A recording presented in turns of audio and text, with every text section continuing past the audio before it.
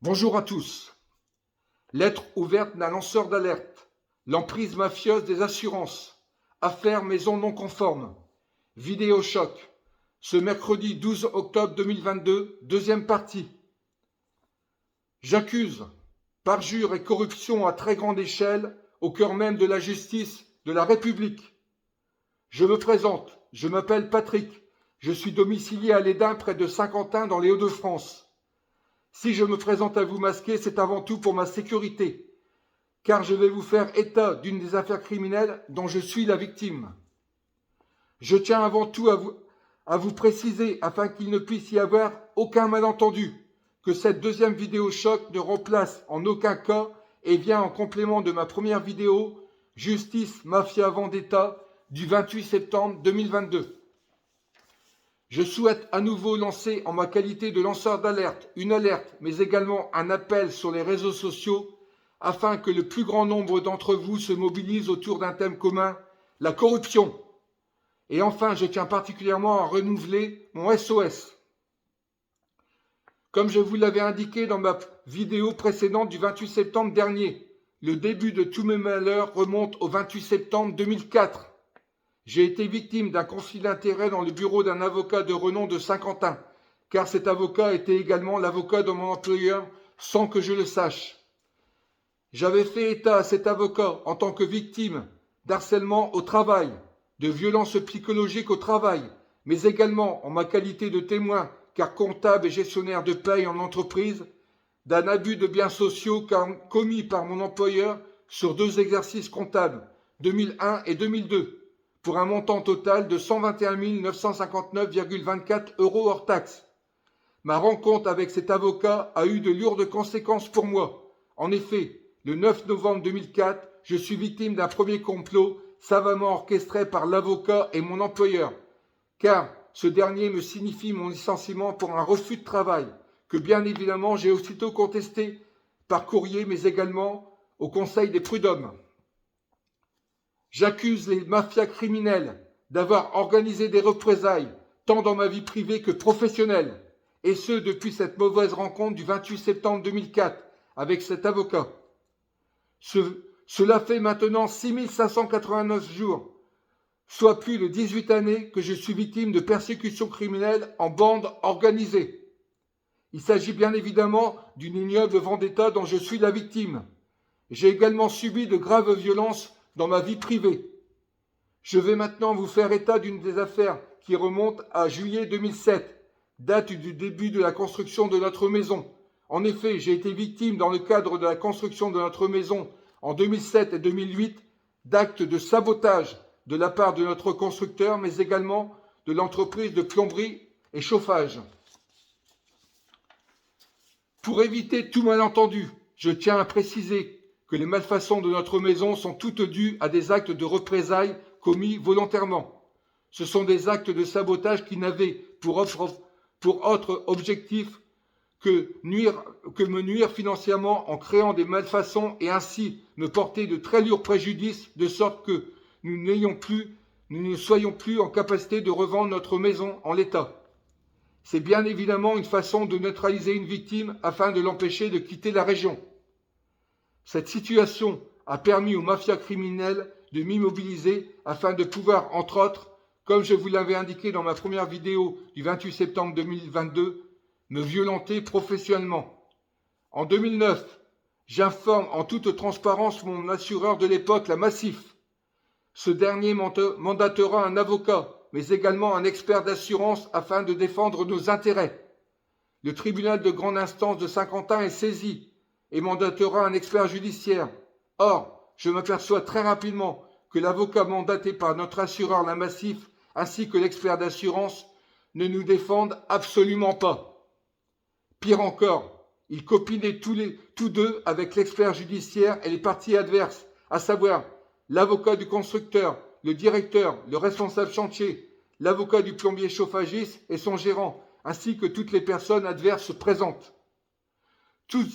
Toutes ces expertises judiciaires mafieuses se sont déroulées entre le 17 décembre 2009 et fin janvier 2011. Expertise savamment orchestrée par un expert judiciaire corrompu. Mes avocats au service de la criminalité en bande organisée, avec la bénédiction de mon assureur de l'époque, la Massif, qui fut mon assureur pendant 25 ans.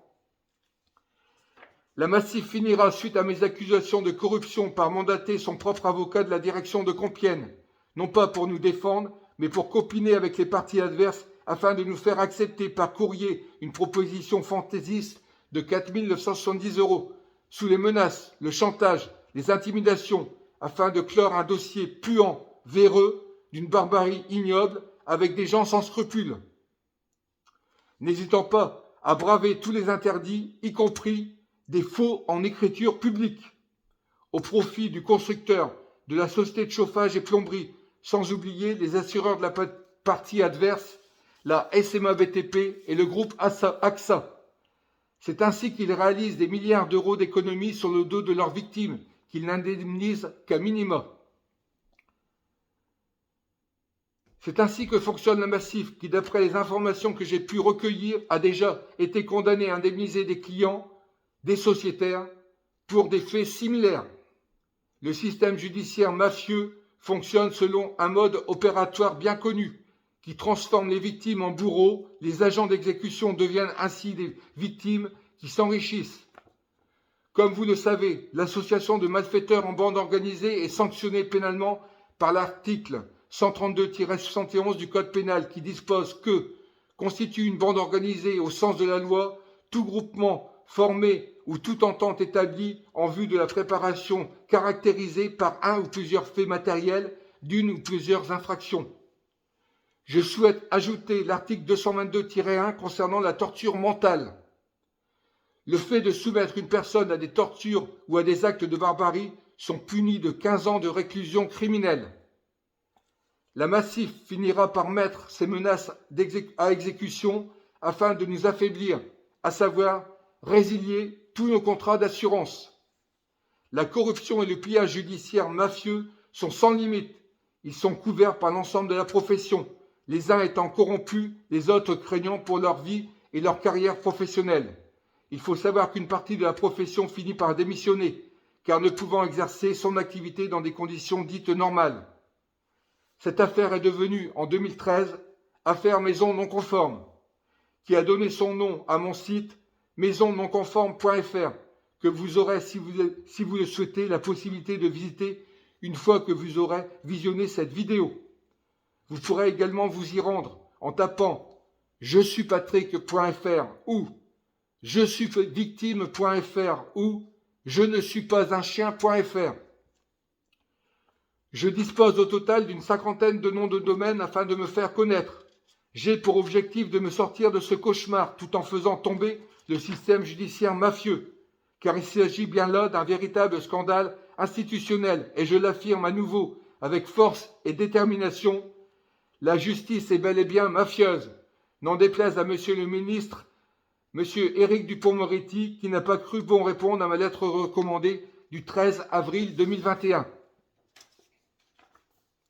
Les 18 années de persécution criminelle dont je suis la victime, soit plus de 6589 jours, me permettent de vous affirmer sans embâche que la justice est gangrénée par les mafias qui agissent en bande organisée et qui ont pour objectif, entre autres, de s'enrichir en pillant leurs victimes par n'importe quel moyen.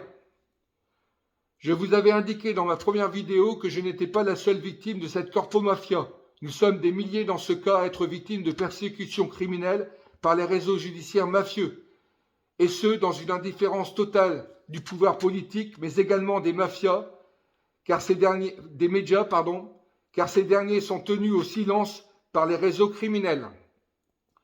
L'emprise mafieuse de certains experts judiciaires, huissiers de justice, greffiers, juges d'instruction, procureurs de la République, magistrats, assurances, protection juridique, banques, etc., est sans limite. Sans tout ce petit monde, la corruption judiciaire ne pourrait pas s'exercer, et il convient d'ajouter qu'une grande partie de la classe politique est corrompue, l'autre partie craignant également des représailles, d'où la loi du silence qui est voulue.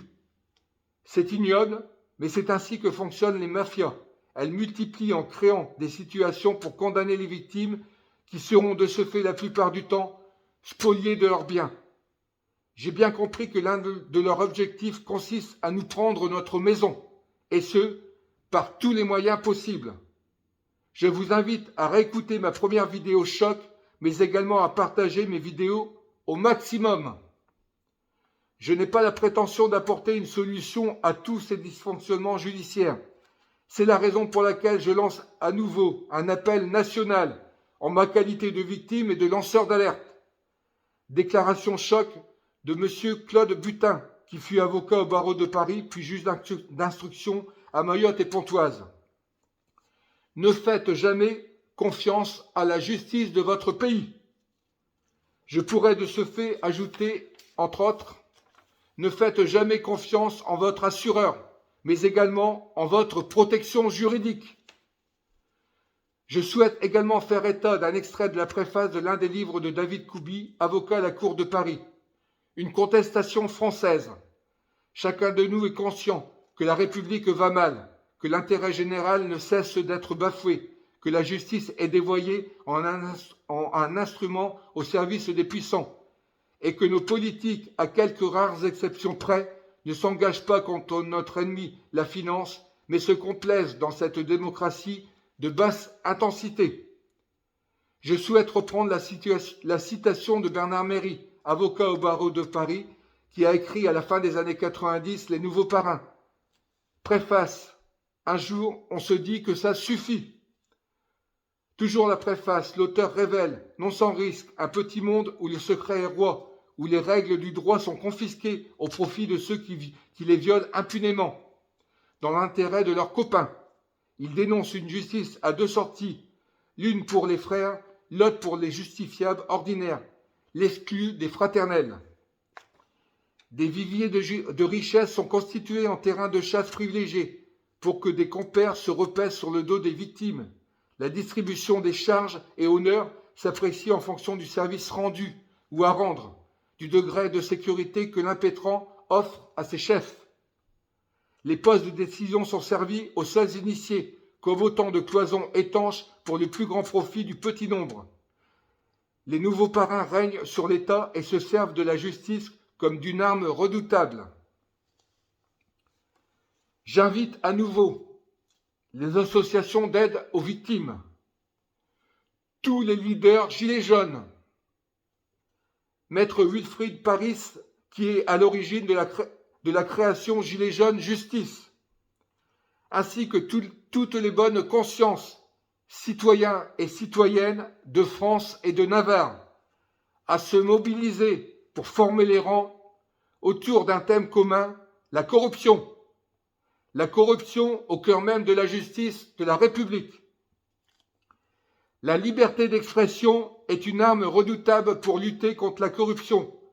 Je vous invite à vous en servir sans modération. Au vu de la gravité de mes accusations, il me paraît judicieux de vous informer qu'un suicide, un accident ou tout événement funeste intervenant à mon égard serait a priori un assassinat. Ne renoncez jamais. Le pain et la liberté poussent sur la même tige. Pour finir, pour ceux qui ne connaissent pas, je vous présente le livre que je vous ai cité, donc Les Nouveaux Parrains de Bernard Méry.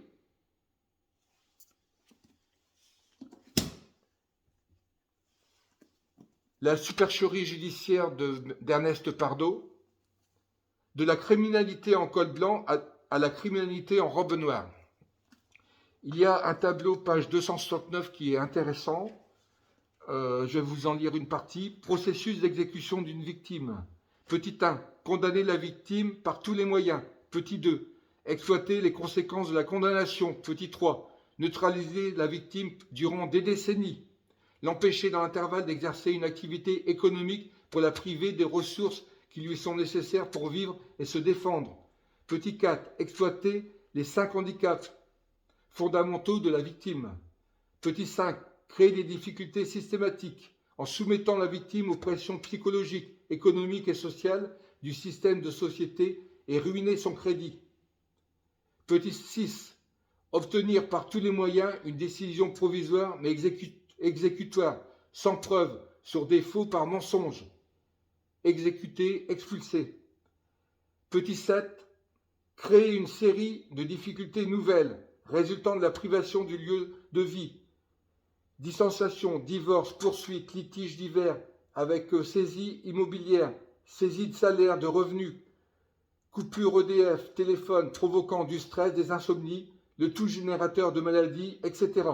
La victime se retrouve ainsi neutralisée, ruinée, anéantie, désintégrée. Il n'y a pas que moi qui le dis.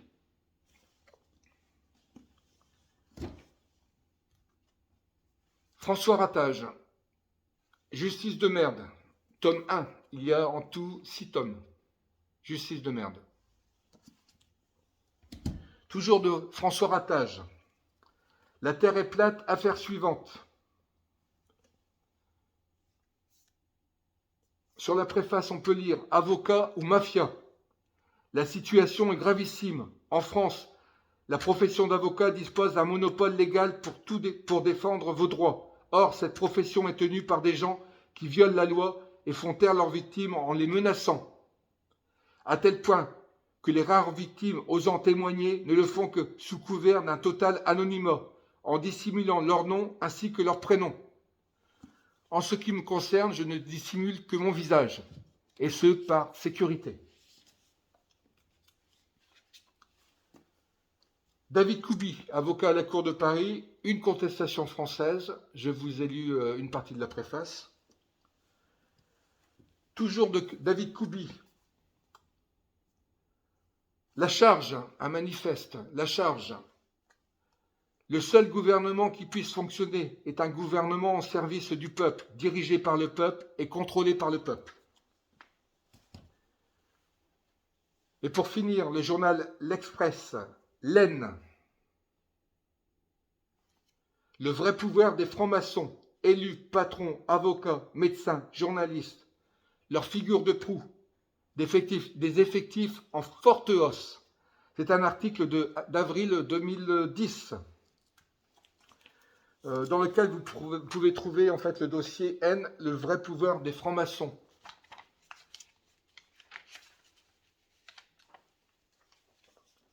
Donc voilà ce que j'avais à vous dire.